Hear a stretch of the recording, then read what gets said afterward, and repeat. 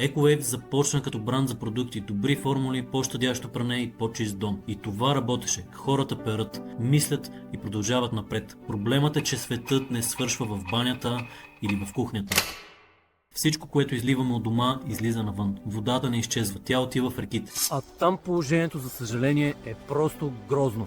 Отпадъци, пластмаса, натрупана с химия. Но всеки си казва, това не е мой проблем. Осъзнахме нещо много важно. Ако продължаваме да бъдем бранд с просто продукти, ние също мълчим. Затова EcoWave се превръща в Boom Mission.